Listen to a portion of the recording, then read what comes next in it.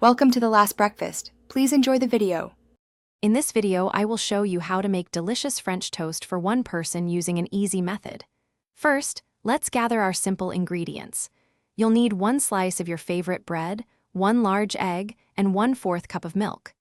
Don't forget 1 tablespoon of butter for cooking and a small pinch of cinnamon to add that classic flavor. Have a shallow dish ready for the next step. Now, let's prepare our dipping mixture. Crack the egg into your shallow dish, add the 1/4 cup of milk, and sprinkle in that pinch of cinnamon. Whisk everything together thoroughly until it's well combined and smooth. Next, take your slice of bread and carefully dip one side into the mixture for about 10 seconds. Then, flip it over and let the other side soak for another 10 seconds, ensuring it's fully coated.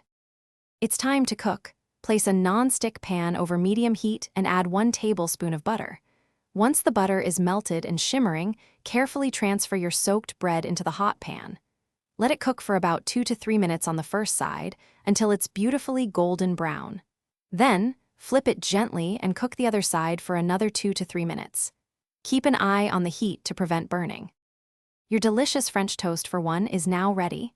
Serve it immediately and get creative with your toppings. A drizzle of maple syrup, a sprinkle of powdered sugar, or some fresh berries like strawberries or blueberries make fantastic additions. Enjoy your perfectly cooked, easy French toast. And hey, if you're looking to upgrade your home, check the description for a link to the Echo Dot smart speaker and other great deals. Thanks for watching. If this was helpful, leave a like and consider subscribing. See you next time.